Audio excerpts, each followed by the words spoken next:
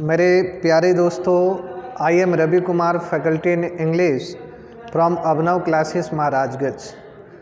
बहुत सारे बच्चों ने आज कमेंट किया और कमेंट करके मुझे बताया कि सर मॉडल्स का जो है एक वीडियो आप अपलोड करें। इसलिए मेरे प्यारे बच्चों, आप सभी के सामने आज मैं मॉडल्स के बारे में डिस्कस करूंगा। मेरे दोस्तों, मॉडल्स पर हम लोग अच्छी तरीके से एनालिसिस भी करेंगे, उसका विश्लेषण भी हम लोग करेंगे।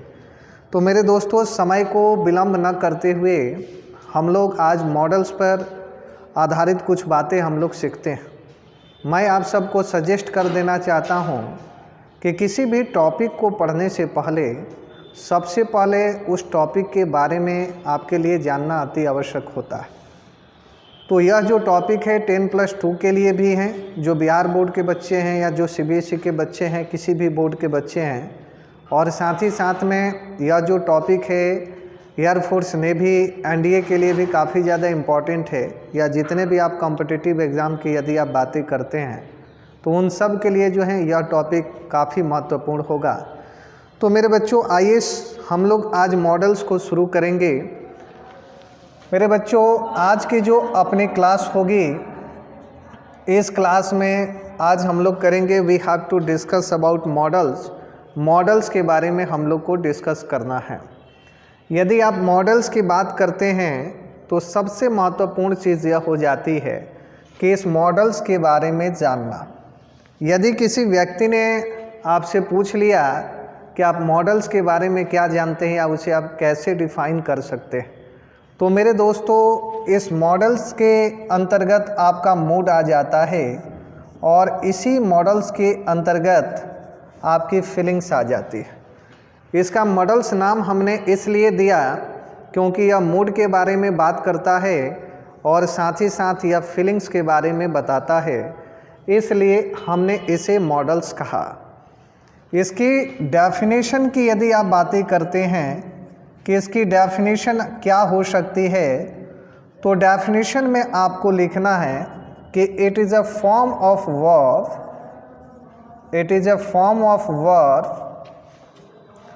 which is used to show mood या फीलिंग्स। इसको ज़रा आप समझने की कोशिश करें।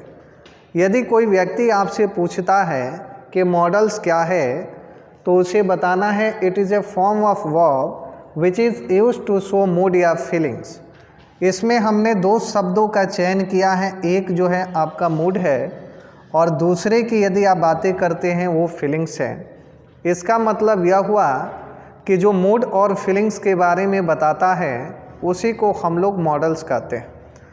ग्रामेटिकल पॉइंट ऑफ व्यू से यदि आप बातें करें कि मॉडल्स की जो संख्या है वो मॉडल्स की संख्या कितनी है, बहुत सारे लोग कहते हैं कि मॉडल्स की संख्या 13 होती है, लेकिन वास्तव में यदि देखा जाए तो मॉडल की जो संख्या है वह आपकी 10 होती है।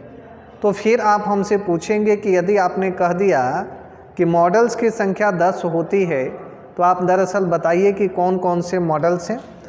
तो पहले यदि बात करें तो कैन है, और नेक्स्ट यदि बात करें मे है, उसके बाद बच्चों कोड है, उसके बाद माइट है, उसके बाद आप लिख सकते हैं सैल, वेल, उसके बाद आप लिखेंगे सोट, उसके बाद आप लिखेंगे ओट, उसके बाद होगा आपका मस्ट, एंड उसके बाद आपका होगा आउटो।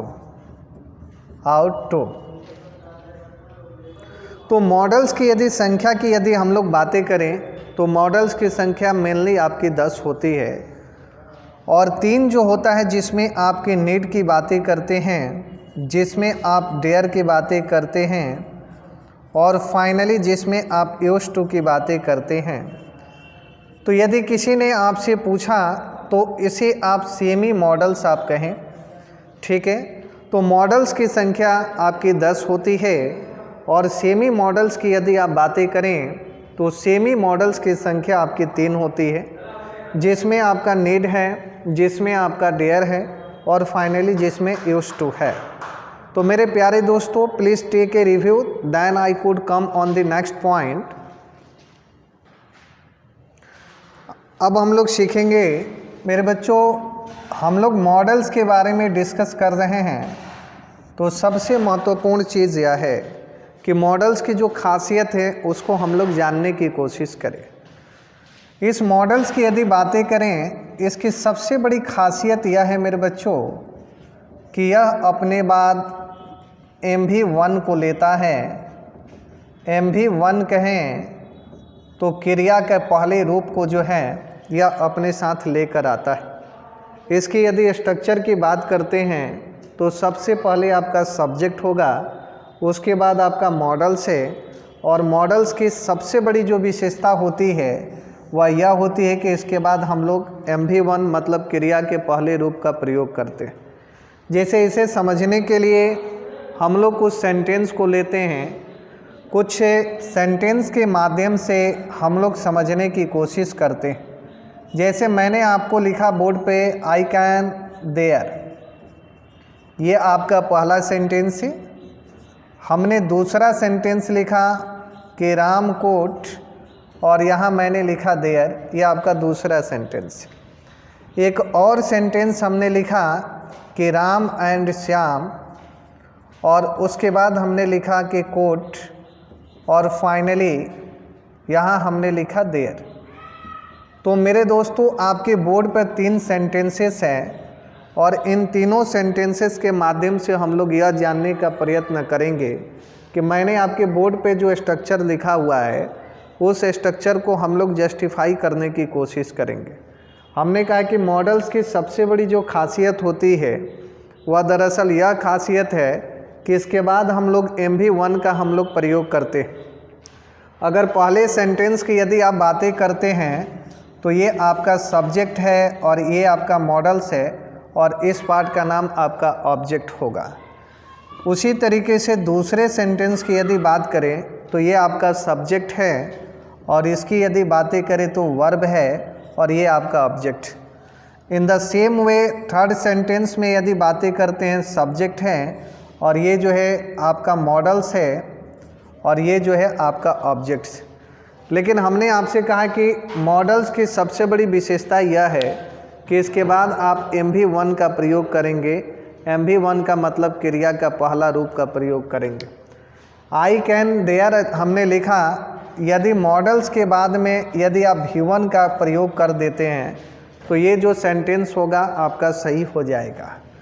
दूसरे सेंटेंस में यदि आप यहाँ V1 का प्रयोग करेंगे तो सेंटेंस आपका सही होगा, और तीसरे भी सेंटेंस में यदि आप V1 का प्रयोग करेंगे तो ये सेंटेंस आपका सही होगा।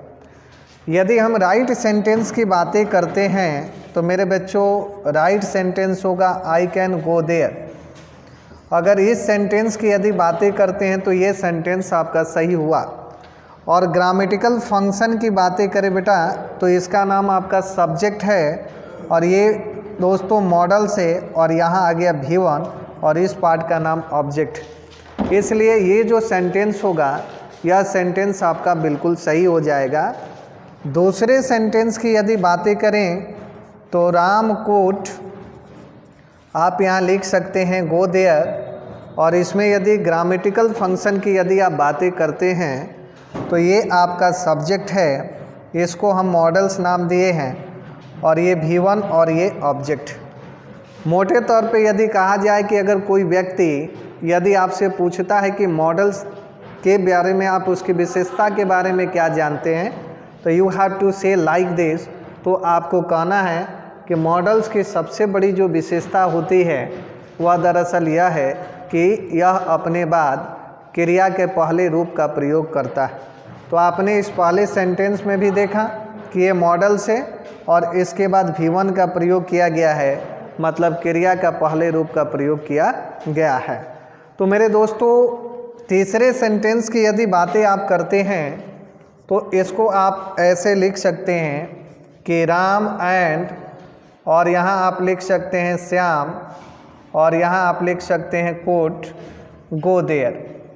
इस तीसरे सेंटेंस की यदि बातें करें तो ये वाला जो हिस्सा है यह आपका सब्जेक्ट का हिस्सा है।